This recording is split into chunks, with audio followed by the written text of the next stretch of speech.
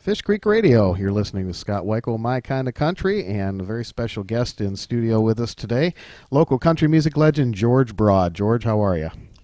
Hey, I'm doing fine, Scott. All right. I want to thank you, first of all, for doing the interview, and real glad to be able to sit down with you and talk about music for a while.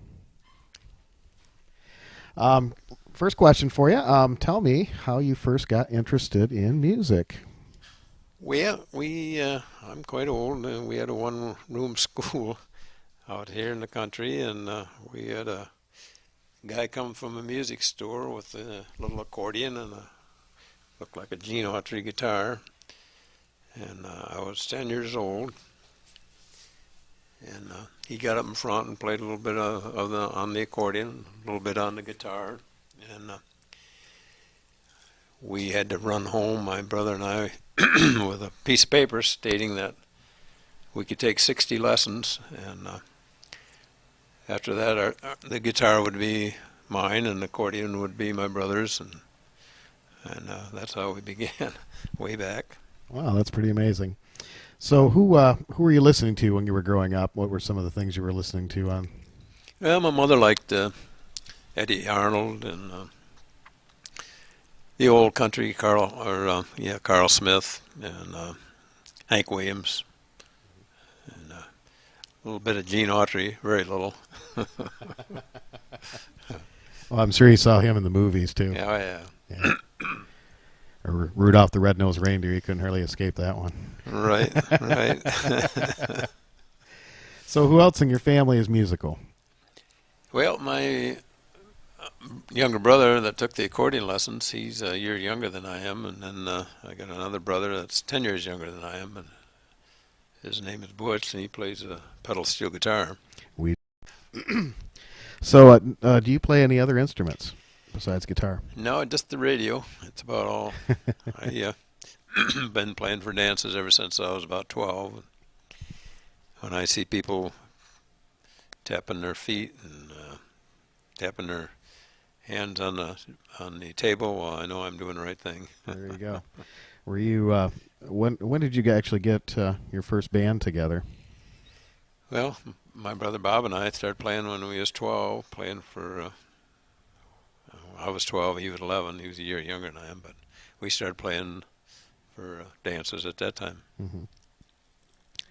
Well, that's pretty great. And then, of course, you've had a whole history of bands and playing. Oh, yeah.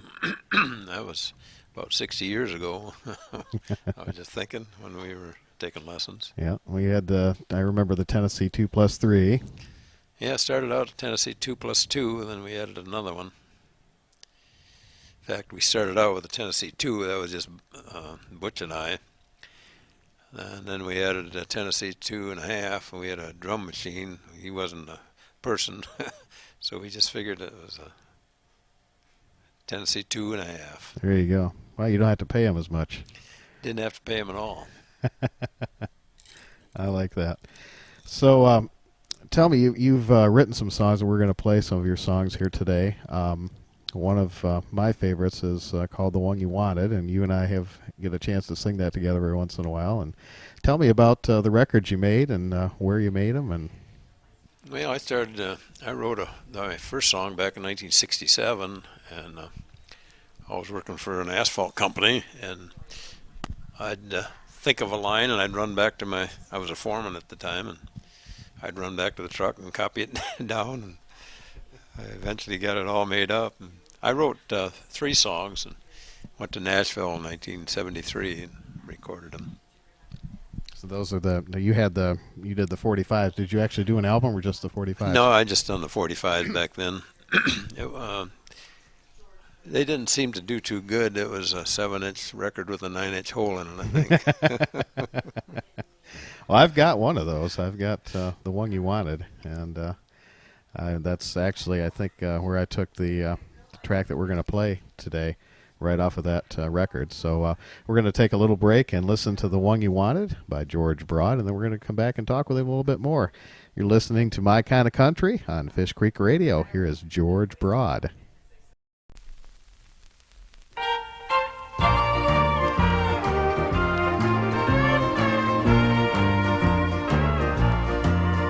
I wonder if you found the one you wanted, 'cause lately you've been treating me so cold. You used to come around when you seemed lonely, but someone else is holding you, so I've been told. You used to meet me in our favorite place, and you always had a big smile on your face.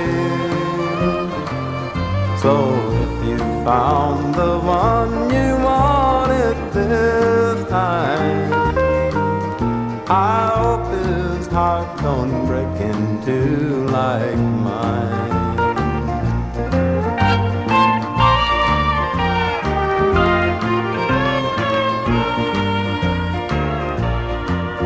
I remember how you told me that you loved me, and the way that you would laugh at jokes I'd tell,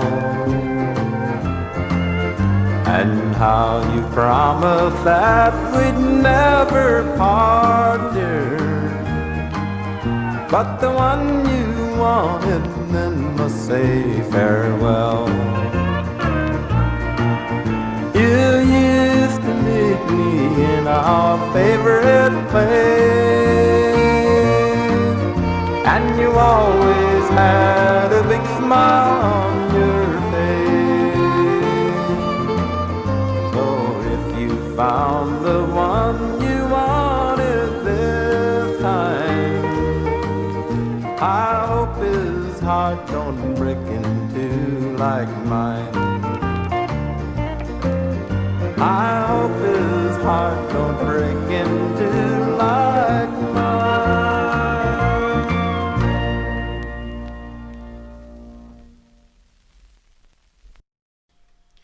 So we're talking to George Broad. That song is called "The One You Wanted." That's a song that George wrote. And tell me about the other ones you wrote, George. Well, I wrote another one called the Puppet, and that was another 7-inch record with a 9-inch hole. But it was fun doing that. When I went to Nashville, I had some pretty big gun shooting, playing on the session. Pete Drake, a famous steel player, was my producer, and I had Anita Carter, who was June Carter's sister, singing backup. And let's see, Gary S. Patton, I think his name was. Paxton. Wrote, Paxton. Paxton, Yeah. Yep. Who wrote Talk Back, Trembling Lip, I think, wasn't it? I believe so, yeah.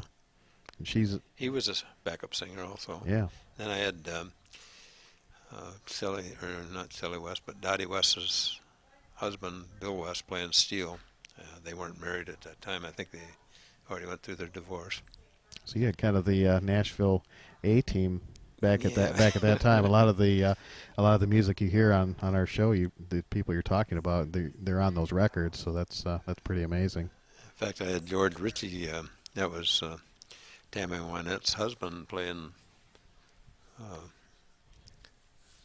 piano. Piano, probably. Yeah. Yeah. George Ritchie. He was very influential. Aside from marrying Tammy Wynette, after her and George Jones split up, George was a producer. He was a writer. He wrote a lot of great songs, and a musician as well. So. Yeah, I think I seen in the credits he was part of Hee-Haw too. Mm-hmm. So how did you come to get with those guys? What studio were you at down there? Well, we got in touch with somebody down there in Nashville, and they recommended Pete Drake, and he was on 18th Avenue, I think it was, and we just lined up a session with him and went down and did it. It was in March of '73, I think it was. Okay. Now, I know recording, I was down there a couple years ago and recorded. Recording is a lot different than it was back then. Did you do the songs live with a band, or did the band record the tracks ahead of time? No, we done it all live on a 16 track, I think it was Yep. at that time. Yep. I think it sounded better back then. Yeah, I think it did too. I flubbed up a couple times, and the musicians looked at one another and say, "Do we have to do it again?" And we did. That's the beauty of Yeah. tape. You can go back and, but I don't think you used auto tune back then like they do nowadays. So No, I think they go back in and put in a word or phrasing or whatever. yeah, it's with the digital stuff, it's pretty amazing. If you mess up even one word, you can actually go back and punch that in. And Right. I was talking to Merle Haggard when we did his interview, and he was talking about that. He wishes that we get back to the more simple way of recording, and the people that you're actually listening to and what you're hearing on the radio is what they really sound like. Exactly. And that's something that it makes me admire people like yourself, because what you hear on that record is what you sound like. And Exactly. you've got the talent, and you've got the know how to do it. You don't have to have all that other stuff. Although I've heard you use that harmonizer at the Hayloft. I make him turn that off when I go up there, because I can sing harmony better than that. That keeps you off the stage. I see. Okay, I see how it is. Yeah. And I wrote another song called Two Wrongs Don't Make a Right. That's on the flip side of that other one that you don't have, I guess. Mm-hmm. And I also wrote 2 other songs, one for my wife, and That's 2 of them. Cinderella, right? Both of them. Yeah, one's Yeah. called My Cinderella, and the other one's called Bud Light Girl. She likes to drink Bud Light beer. Shelley is sitting over on the couch. We have the ladies here. My wife is here, and we have Bob and Janet Underwood and Shelley. They're all sitting on the couch with their beers, listening intently. So they're providing some background for us today. They're kind of the so are the kids. The kids are here too. We're having a good time. We're just sitting in the living room enjoying. We're going to take another short break, and we're going to play another song from George Broad, and we'll come back and talk to him again. You're listening to My Kind of Country. I'm Scott Weichel right here on Fish Creek Radio. This is George Broad.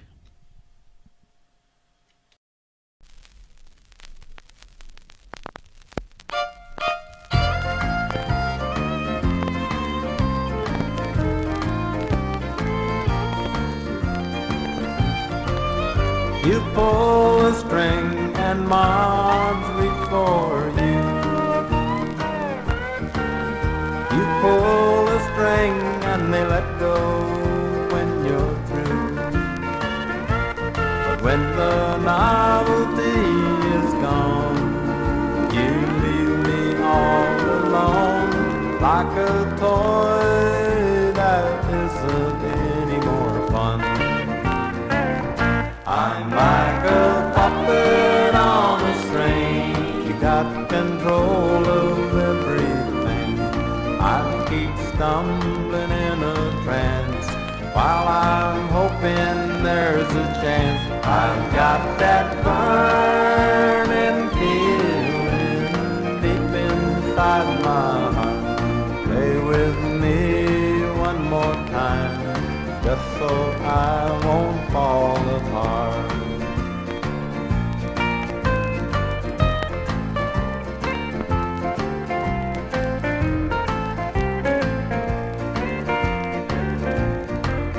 The strings that hold on to me won't break in two.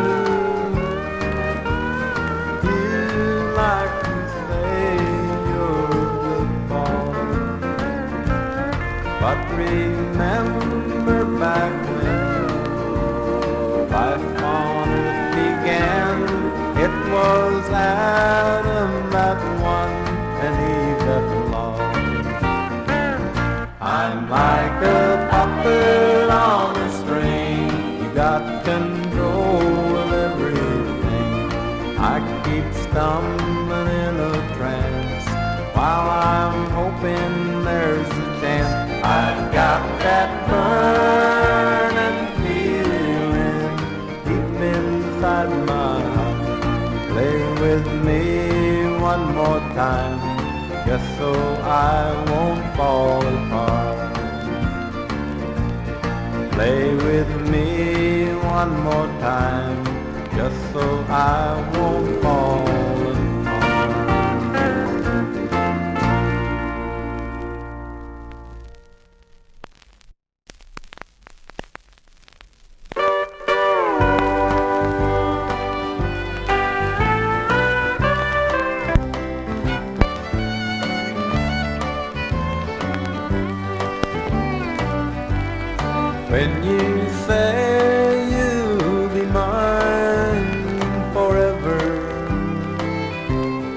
I can see the line till Lewis Park. Then I hear of the things you've been doing. Angry words, tear-filled eyes, a broken heart.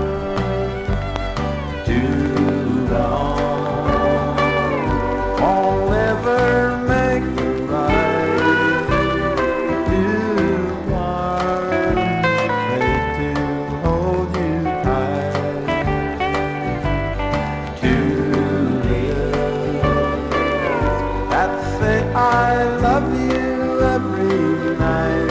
You wrongs can never make a right.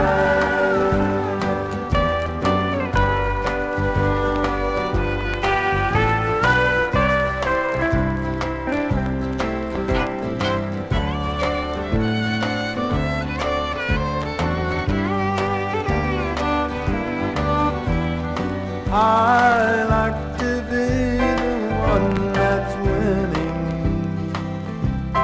Second place isn't good enough for me. And you keep telling me you've been a good girl, but two wrongs always turn out to be three. Too long won't ever make it right. Two arms afraid to hold you tight. Too little that say I love you every night. Two wrongs can never make a right. Two wrongs can never make a right.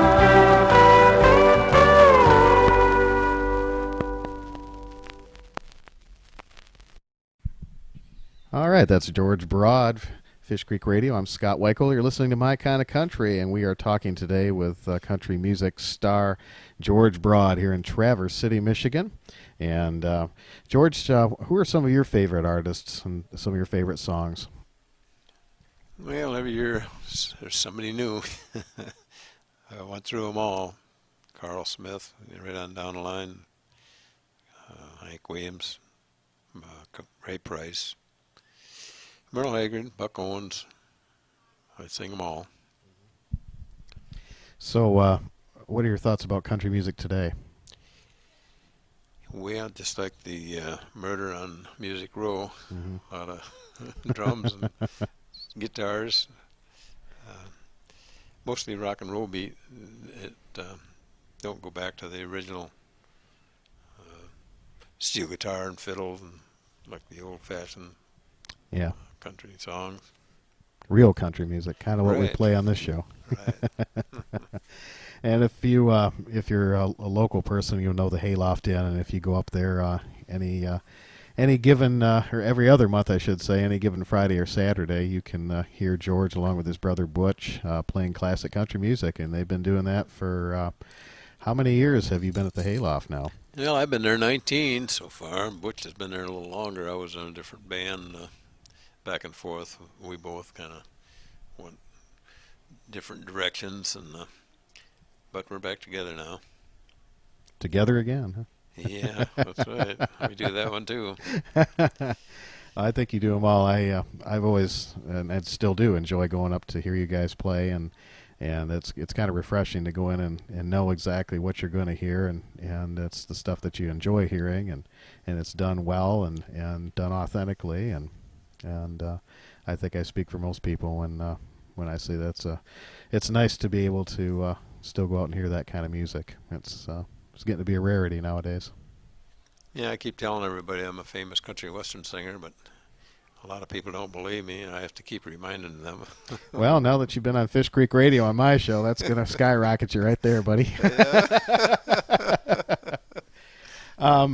do you still enjoy going out and performing? Yes, and, I do. In fact, I look forward to it.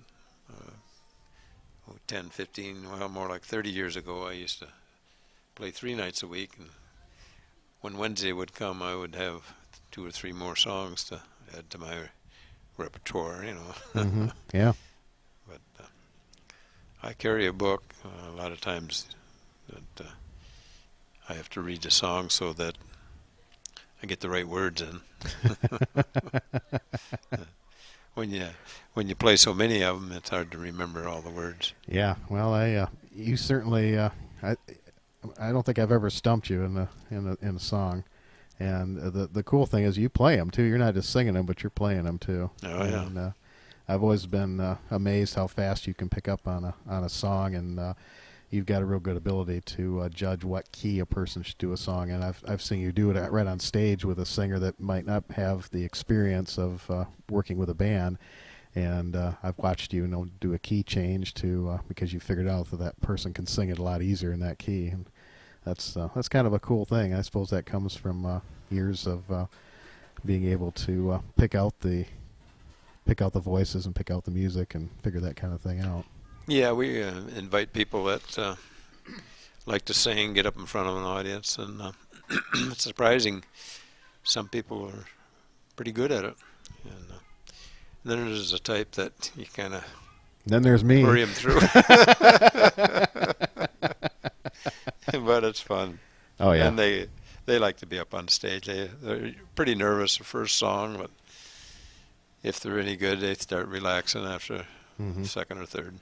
Well, it's being a singer. It's for me. It's a pleasure to come up and sing with you guys because you back a singer very well, and the songs that I do with you guys, it always seems to flow so well, and I've always enjoyed that. And you guys have been gracious enough to come out and sit in with our band too, and it's nice to have that camaraderie. I think country people tend to do that a lot more, and it is nice to be able to go out and see another band and get together and play the music and stuff like that.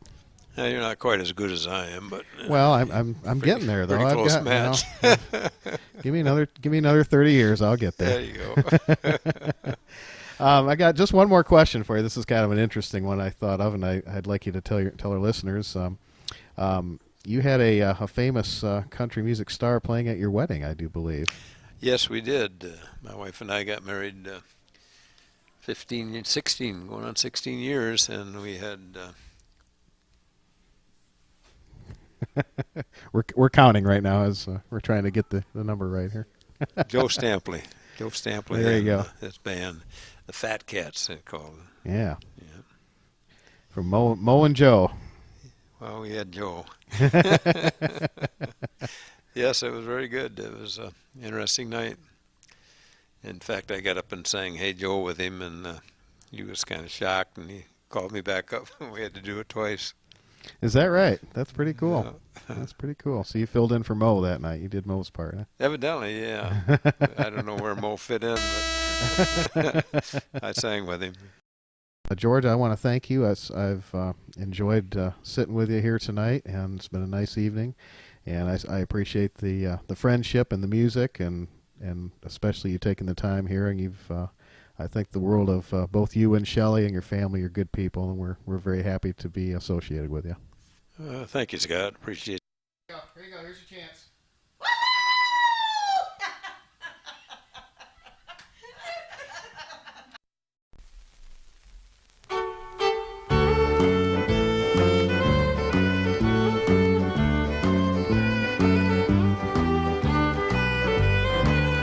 I'd like to be in Charlie's shoes, that's what I always said. 'Cause he had you and everything tied with the golden thread. Then Charlie up and went away, and when I got the news, it wasn't long till I was walking round in Charlie's shoes. Now I'm wearing out the shoes that Charlie wore, walking back and forth across the floor. The troubles that drove him away, I've got for company. These nights in Charlie's shoes are killing me.